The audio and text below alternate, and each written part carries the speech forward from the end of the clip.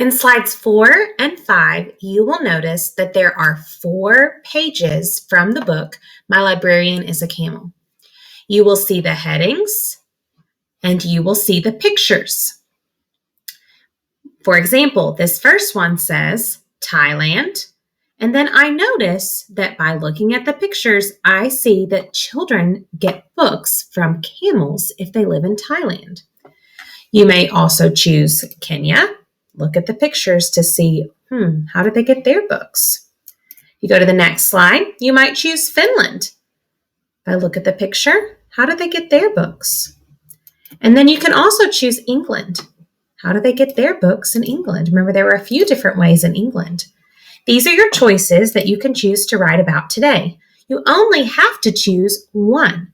If you want to choose more than one to write about, then you can, but you only have to choose one.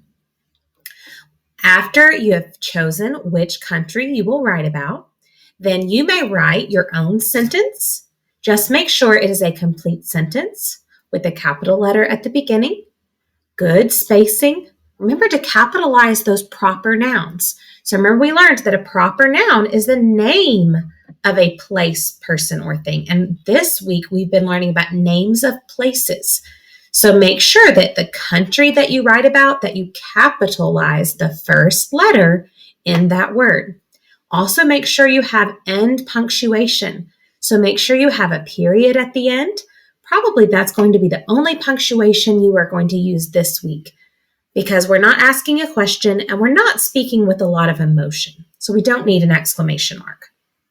After you've chosen one of those countries and you've written your sentence, you may post your work in slide 6.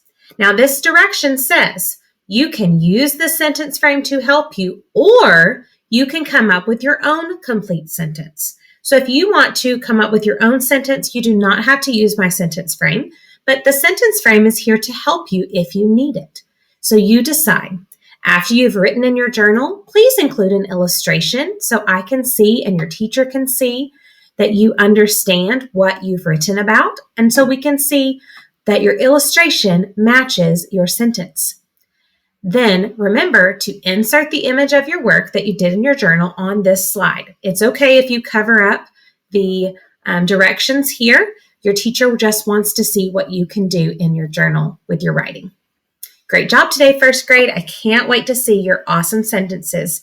I want to know, how do people get books around the world? Remember, that's the question that you're answering today in your work. Great job, first grade. Get started.